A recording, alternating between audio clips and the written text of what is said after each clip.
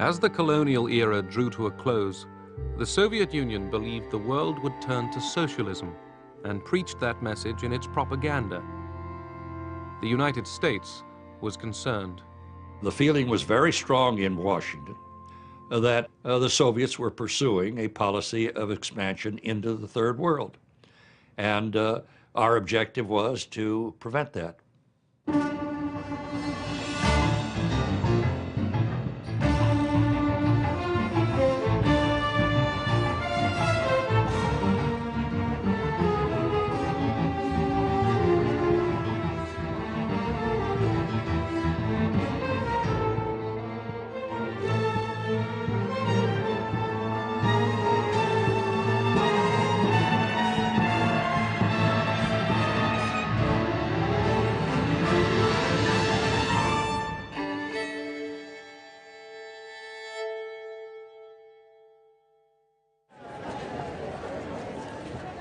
Nikita Khrushchev and Gamal Abdel Nasser changed the face of Egypt.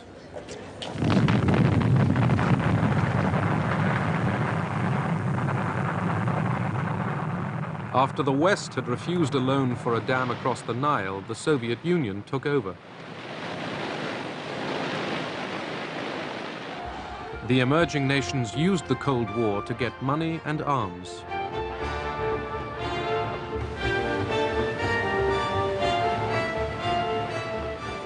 The developing world was being courted. В Европе уже границы закоченели, они были забетонированы. In Europe, the borders were set in stone, and there was no opportunity of expansion there for either side. It would have started a new world war. Where could the hunting take place?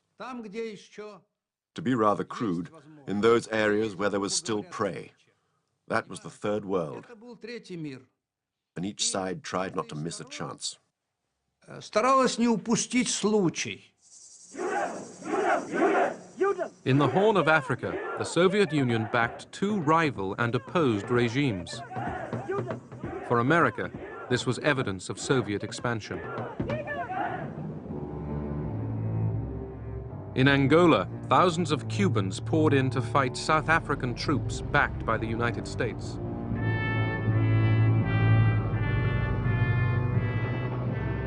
In Egypt, the Soviet Union supplied arms cheaply and on credit. But President Nasser wasn't easily influenced.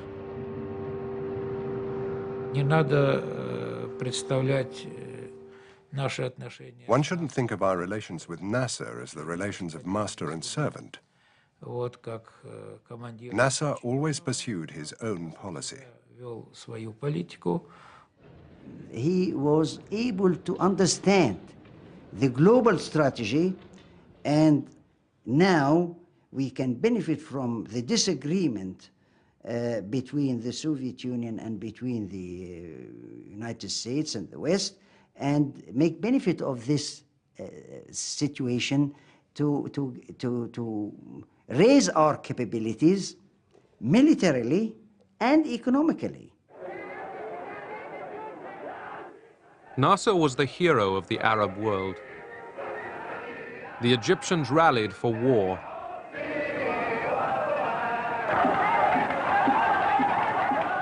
Nasser and the Arab states wanted to destroy Israel. Moscow did not.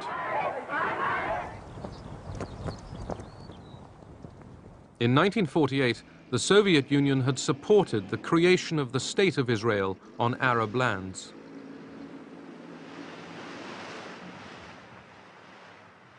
By 1967, Israel's 2.5 million Jews were surrounded by 90 million hostile Arabs. Israel felt insecure. The threat from Egypt became intense.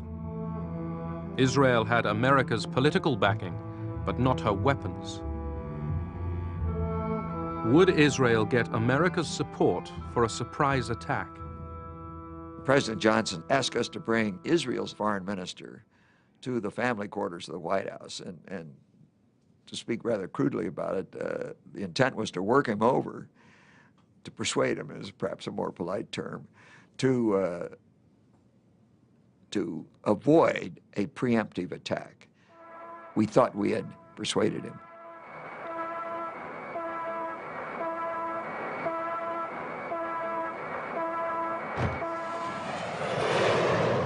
Israel struck first.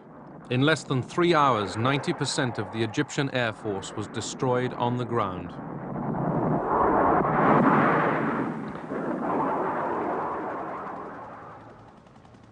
The Israelis seized East Jerusalem. Jews were able to pray at the Wailing Wall again. The Israelis pressed on. Within 6 days, the armies of Egypt, Syria, and Jordan were routed.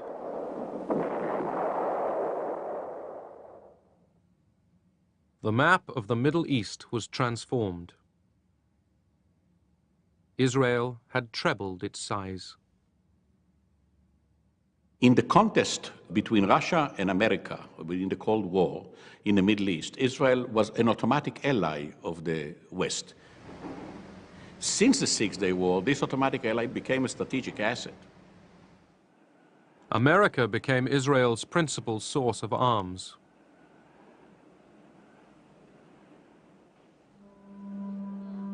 In the occupied territories, 1 million Arabs fell under Israeli rule. It was a devastating blow to Arab morale. The Soviets counted the cost. Как бы наше оружие оказалось не столь эффективным, как Our weapons turned out to be less effective than we calculated.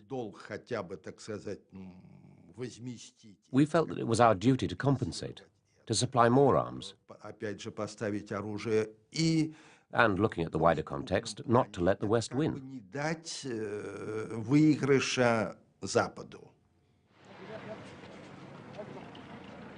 September 1970, grief in Egypt at the death of President Gamal Abdel Nasser.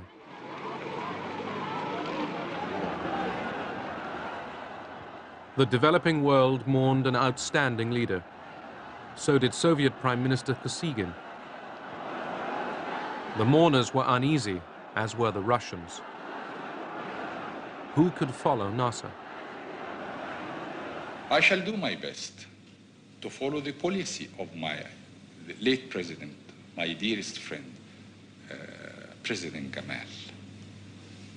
But no one will capitulate here in this country. I'm not ready to capitulate or to surrender 1 inch or a bit of sand. At the Moscow summit of 1972, the superpowers agreed on a code of conduct, détente. Richard Nixon and Leonid Brezhnev agreed not to seek advantage at the other's expense. Better ties with America outweighed Moscow's commitments to the Arabs. This angered Sadat because he felt that they were giving priority to détente with the Americans rather than helping Egypt wage a war. But détente didn't stop American efforts to extend its influence in the Middle East at Moscow's expense. Our policy in '72 was really to try to minimize and reduce the role. I'll go further, to keep the Soviets out of the situation. We established the policy then that we would thwart any move backed by Soviet arms until some Arab leader would become so frustrated that he would turn to us for diplomacy, and then we would try to take as even-handed a position as we were capable of developing. In Egypt, as in many other developing nations, the Soviet presence was huge.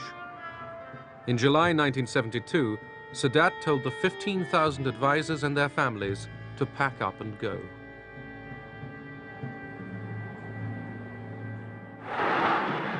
It was a bold power play.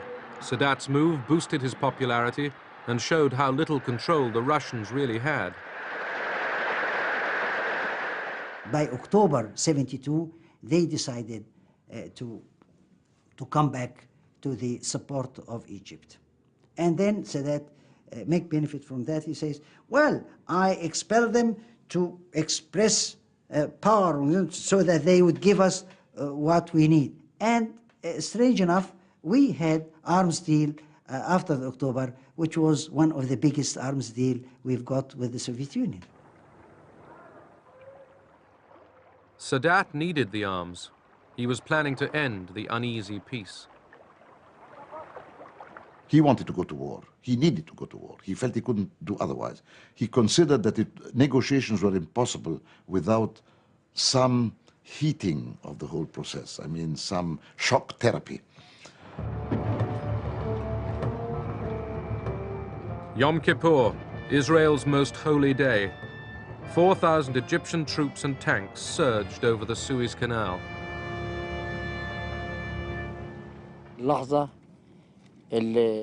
We'd been waiting for this moment for 5 years, the moment of crossing the canal.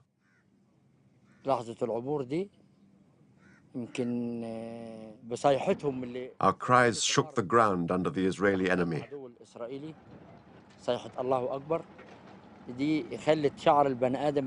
The cry of God is great made all our hair stand up on end.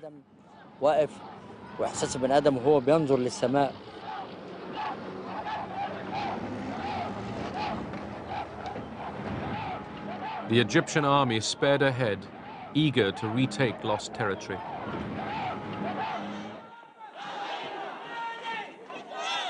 American Jews demanded immediate help for Israel. Washington was in a dilemma. Supplying its ally Israel risked sacrificing Arab goodwill. The State Department stalled. There was an argument as to whether transport was available. And the Pentagon suggestion was that private transport be leased. We were very disappointed and angry that supplies were arriving so slowly and only on El Al planes. The air convoy was delayed again and again.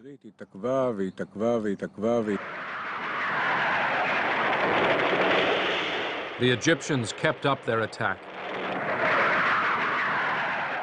The United States began to understand that we were in a serious situation when we suddenly changed our tune from this very blithe, typically Israeli self-confidence to a report that as a result of what happened, we were losing our lifeblood.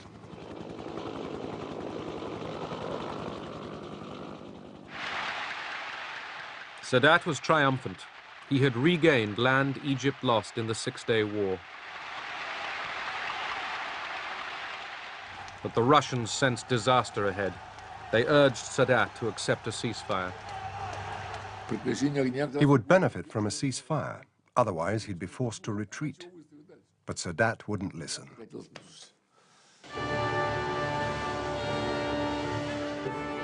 In Washington, President Nixon ended the delay over the arms shipments. Nixon said when the option was brought to him to send 2-3 American planes, said, let's send a lot, because we are going to be criticized anyhow.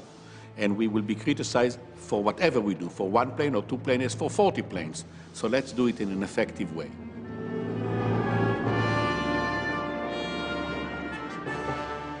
The airlift put the world's largest power publicly alongside Israel. Now it was Moscow's allies that faced defeat.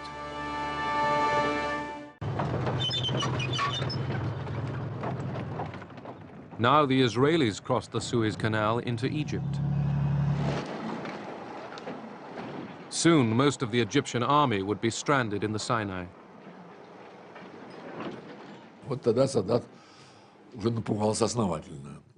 Then Sadat got terrified. He spoke on the phone directly to Brezhnev. I was there. I remember him begging, save us from these Israeli tanks.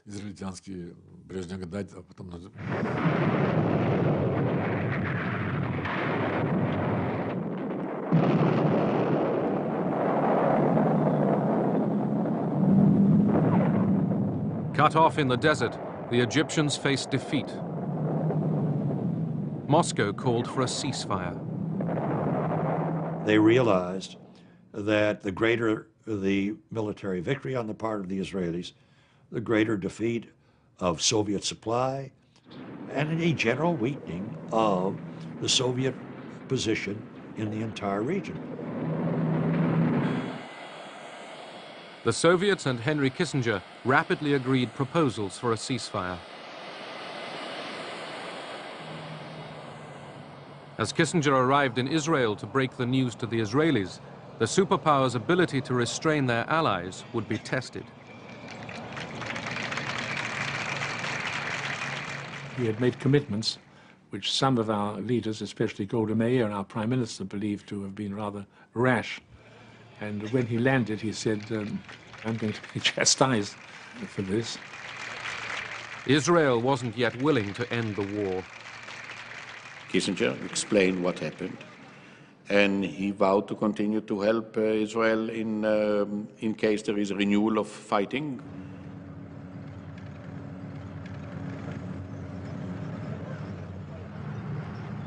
With America's connivance, Israel stepped up its onslaught. The Soviets were outraged. Brezhnev wrote a letter to Nixon saying, "How is it, when we've agreed to act jointly, that the Israelis are continuing to advance?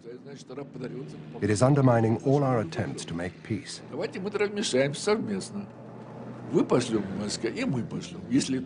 We suggested that both the Americans and the Soviets send troops to the Middle East to make Israel accept the ceasefire.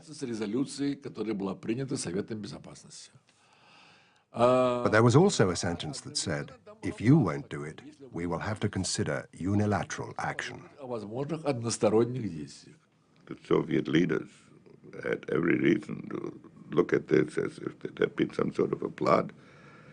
And they reacted very violently, and they sent us an extremely tough note saying that they want to join the American-Soviet intervention, and if not, they would act unilaterally. Kissinger deliberately upped the ante.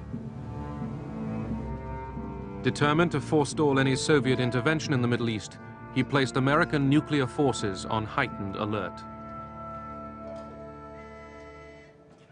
The basic purpose was to generate a lot of traffic that the Soviet Union would pick up before they received our reply to know that this was getting serious. Moscow didn't react to the alert. They had already abandoned the idea of unilaterally sending troops. That was clearly a political victory for the United States, a major political victory that had repercussions in a Cold War far beyond the Middle East.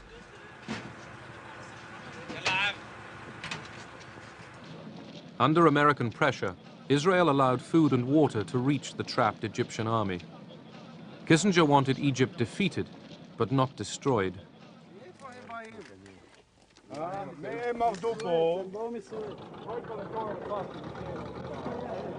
With the Israelis just 100 kilometers from Cairo, the Egyptians were forced into their first ever face-to-face talks with Israel.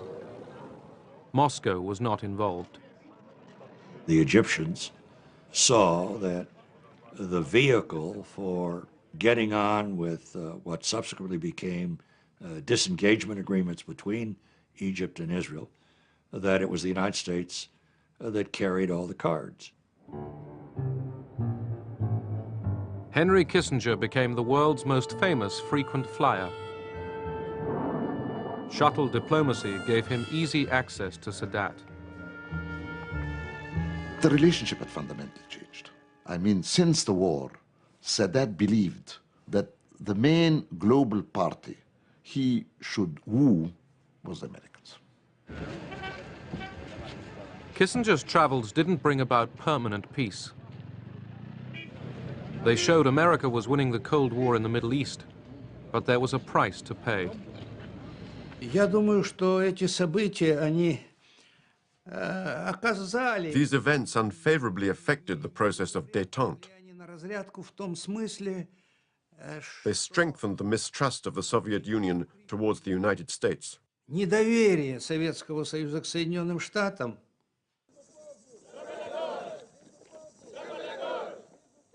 Africa, 1975.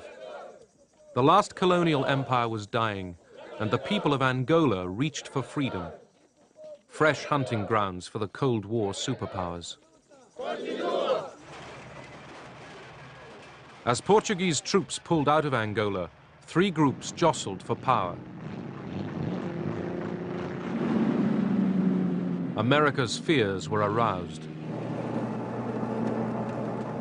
When Bill Colby, the CIA director, went to brief the National Security Council in the White House the first time on this, his briefing was literally, "Gentlemen, this is a map of Africa, and here is Angola." Now, in Angola, we have three factions. There's the MPLA, they're the bad guys.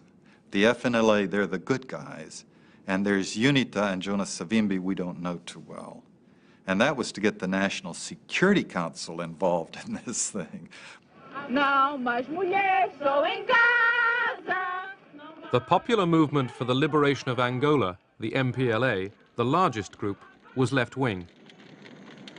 Based in and around the capital, Luanda, its multi-ethnic membership was led by Agostinho Neto and Lucio Lara. In the 1960s, it had received training from Cuba and arms from Moscow.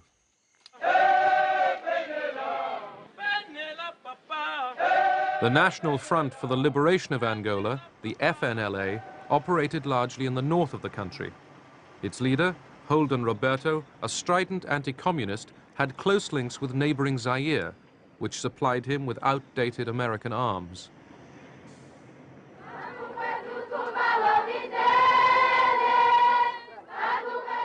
The National Union for the Total Independence of Angola, UNITA, led by Jonas Savimbi, was based in the south of Angola.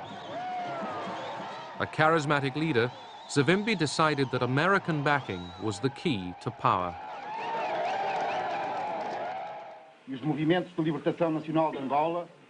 At Alvor in Portugal, the three rival groups got together. They agreed on arrangements for independence and elections. The United States scotched that, absolutely. Our solution was the CIA, without approval from the National Security Council, delivered $300,000 to Holden Roberto and ordered him to send his people into northern Angola. We weren't worried about receiving American aid. We knew that the Soviet Union was supporting the MPLA, and we had no possibility of countering that. Secretly channeled through Zaire, American money helped pay for Roberto's war on the MPLA. His side was always the bloodiest, the most violent. They went down and promptly killed 15 MPLA political activists. And from that time on, it was all cast, you know, the fate of Angola was cast, it was written in blood.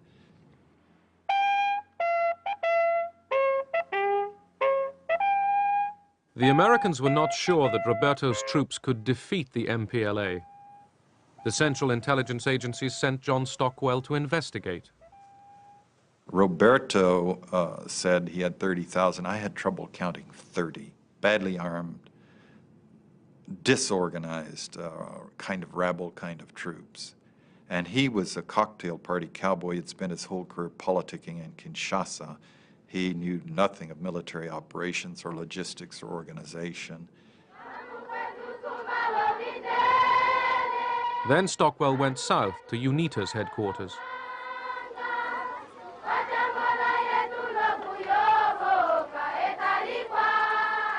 Stockwell met UNITA's leader, Jonas Savimbi.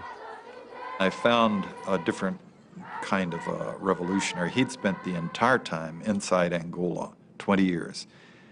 He had led the guerrilla fighting himself. Whatever the consequences, whatever the results, we will continue to fight because we don't want to be slaves of Russia in Angola, in our own country.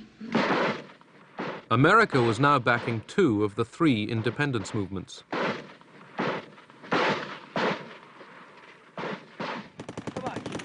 Washington ruled out intervention in Angola with American troops.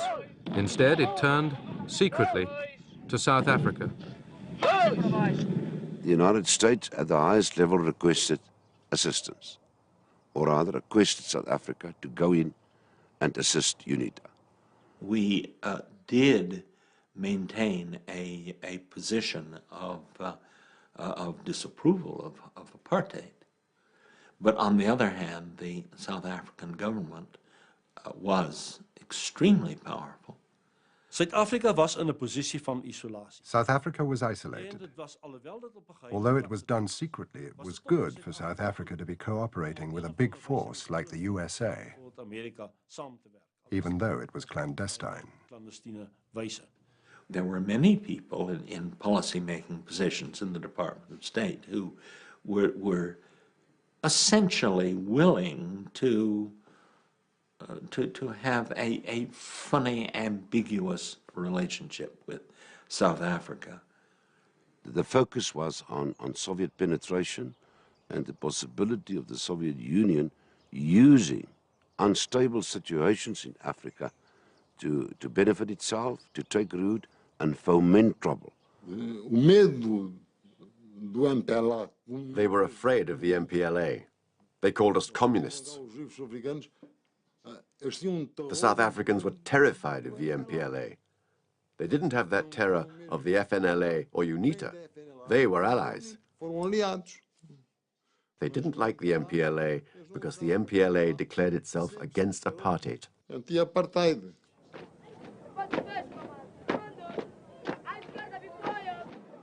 In Luanda, the MPLA was staging parades.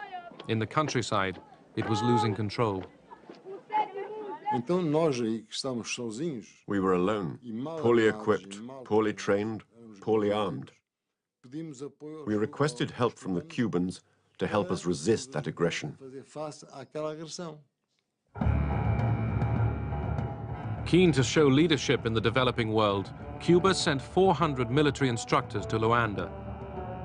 Moscow hadn't been consulted.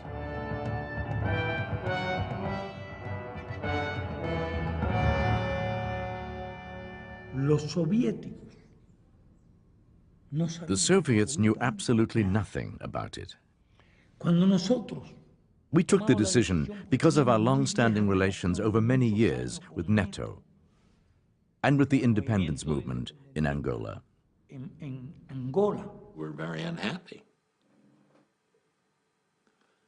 I mean, obviously, we had no desire to see Fidel Castro extend his influence in the African continent. Our government in Washington perceived Fidel Castro as a Soviet proxy. We thought, with respect to Angola, that if the Soviet Union could intervene at such distances from areas that were far from the traditional Russian security concerns, and when Cuban forces could be introduced to distant trouble spots, and if the West could not find a counter to that then the whole international system could be destabilized. It was a question of globalizing our struggle vis-à-vis the globalized pressures and harassment of the US. In this respect, it did not coincide with the Soviet viewpoint. We acted, but without their cooperation. Quite the opposite. There were criticisms. So? North of Luanda, Holden Roberto's FNLA troops were heading for the capital.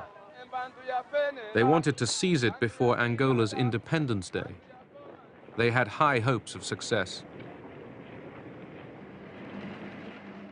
We actually had a celebration party in the CI headquarters in Washington. We expected the news by the end of the day that we would have captured Luanda. Led by Cubans, the MPLA troops halted Roberto's advance.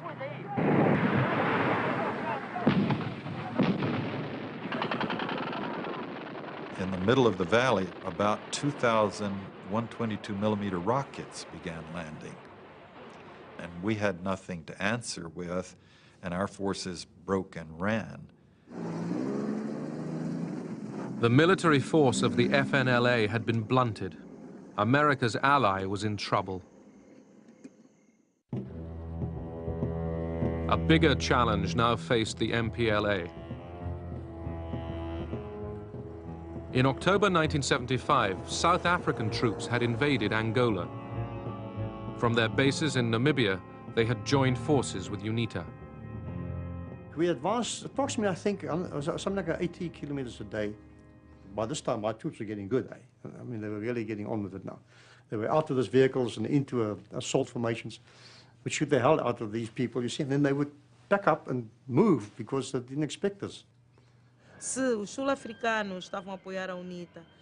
The South Africans were helping UNITA, and Zaire was supporting the FNLA. So it was only fair that the MPLA asked the Cubans to come and support us in the struggle against the invasions.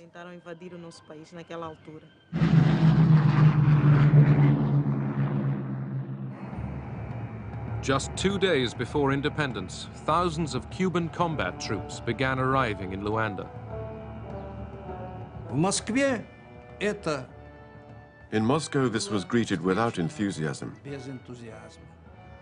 It was only when the Cubans had landed that we got involved. Because the Cubans kept asking us for help. They wanted weapons, they wanted food supplies. Once we started sending things to Angola, we were soon in over our heads, even though it wasn't in our plans to go there.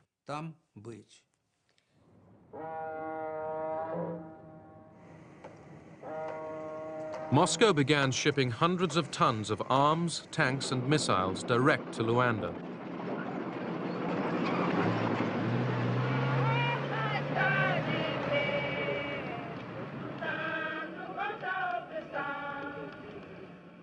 As the MPLA began rehearsals for Independence Day, battles were still raging just miles from the capital.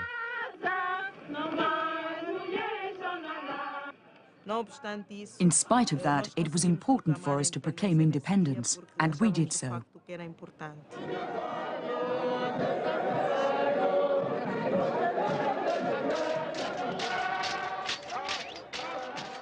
The MPLA celebrated Angola's independence in Luanda. Its enemies had failed to take the capital. The 11th of November 1975 was the hardest day in my life. I remembered the 14 years I'd been fighting. I remembered the dead, all those who had made sacrifices.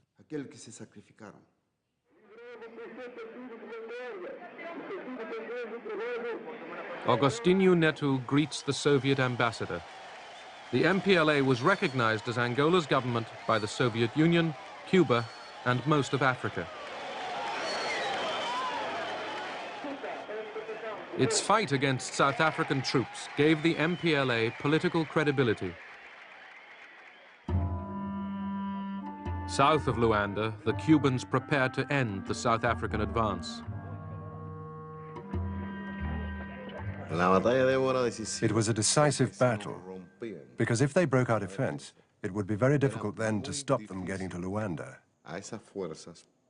There were roads going to the north, roads going to the center, many roads, which would have made their advance very powerful and fast.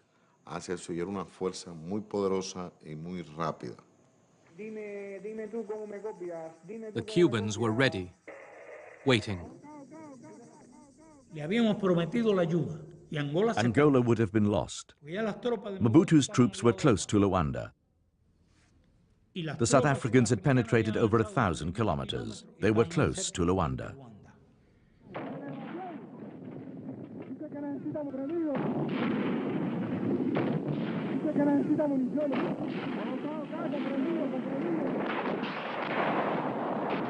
The Cuban and MPLA forces outgunned the South Africans.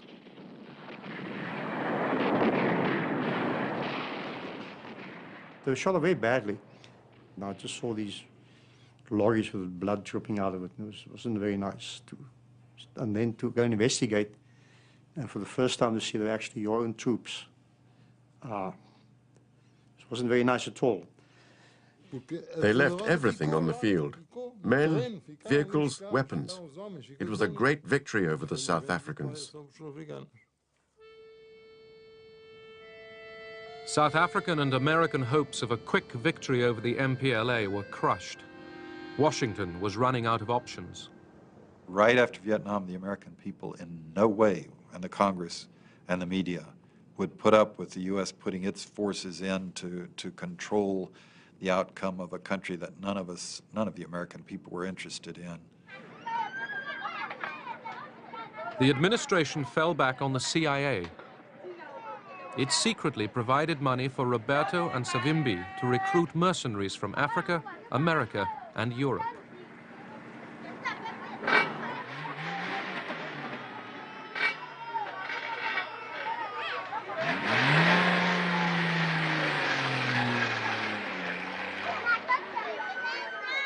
We did kill when we had no particular reason to. We tortured to achieve information that they probably didn't have, and this was not captured enemy soldiers. These were probably just local civilians. And that atmosphere permeated its way through the whole unit. We were just a loose band of bandits with a very dangerous leader and a few associates. Among the mercenaries, there were some very fine soldiers.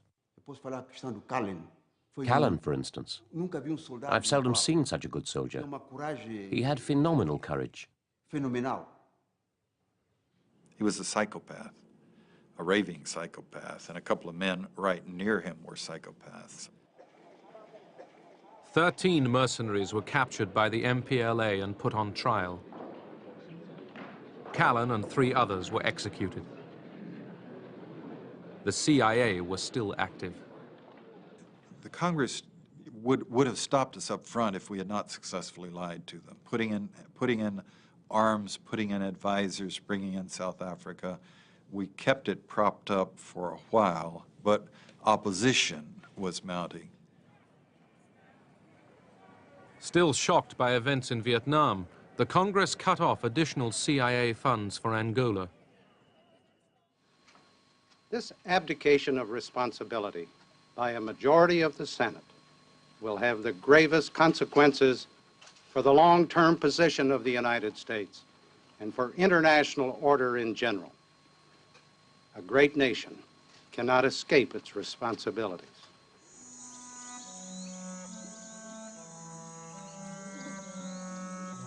In Angola, America hoped for victory. Instead, hatreds were inflamed. The Civil War outlasted the Cold War itself, leaving thousands maimed, dead, or homeless.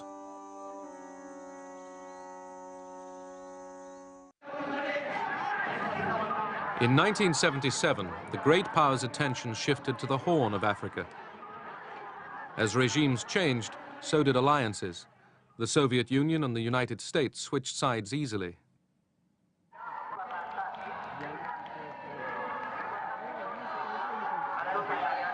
In Ethiopia, the emperor had been ousted and replaced by Marxists. Moscow had a new ally, Colonel Mengistu Haile Mariam.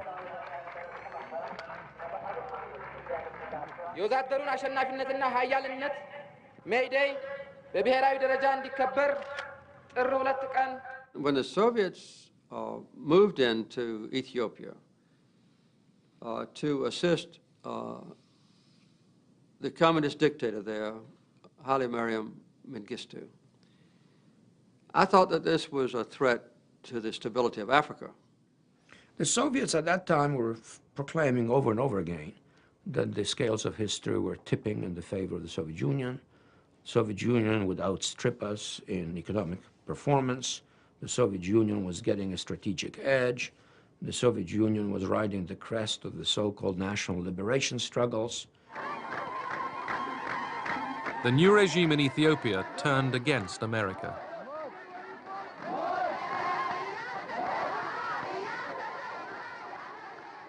Mengistu expelled most of the Americans from Ethiopia in the following months, arrogantly terminated the American aid program. Neighboring Somalia had been a Soviet ally for years. Somalia's army was equipped with Soviet weapons.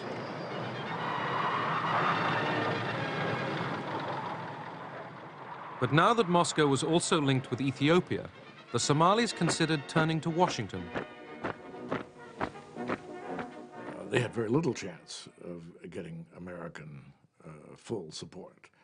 But they knew that if they tried to present themselves as anti-Soviet, they would improve their chances.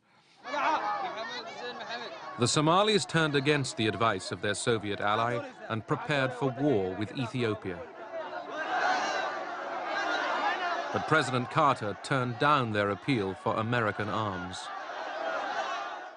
I thought that Somalia should not be permitted to succeed in trying to take Ethiopian territory, and I refused to give the Somali government any weapons. Nevertheless, in July 1977, the Somalis seized large tracts of the Ogaden Desert. The Soviets tried to stop the advance through diplomacy. Gromyko suggested joint mediation with the Americans. But Brzezinski rejected that, saying it would have legitimized the Soviet presence in the Horn of Africa. Brzezinski felt that the American presence was legitimate everywhere, but the Soviet presence wasn't.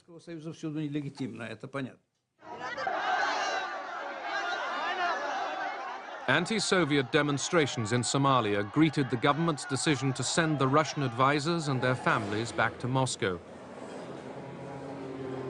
All Soviet support was now switched to Ethiopia.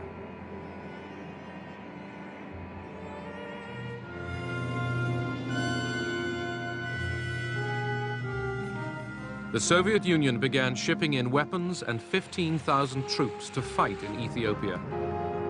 The troops were Cuban.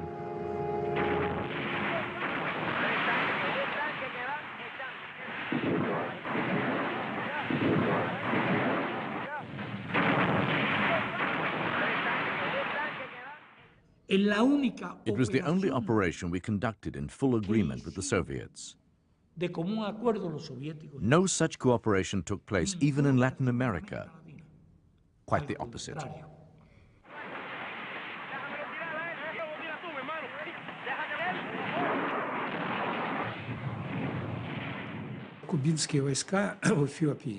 The Cuban troops in Ethiopia played a very important role. The Ethiopians couldn't have provided the military organization to destroy the Somali troops in such a short period of time, even with our help.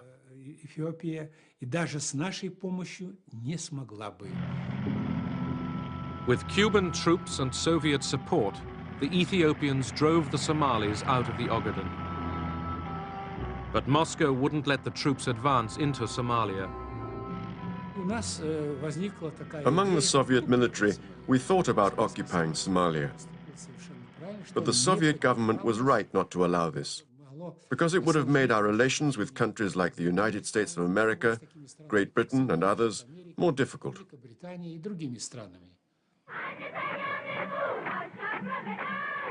Mengistu Haile Mariam basked in glory. The Cubans and Soviets had saved his regime.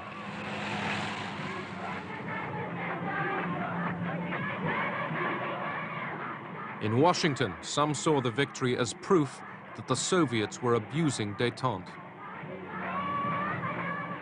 The Horn of Africa was not important to America as of itself, but it was important as a measure and a test of how the Soviets were interpreting détente. Quarrels about the Third World were getting blown out of all proportion. These disputes about Africa, Angola, Ethiopia, and Somalia. None of them were worth it. 20 years later, no one even remembers who was doing what.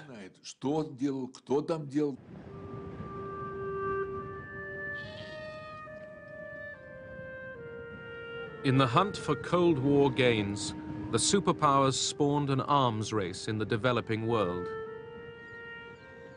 Their solemn promises of restraint were blown to the winds.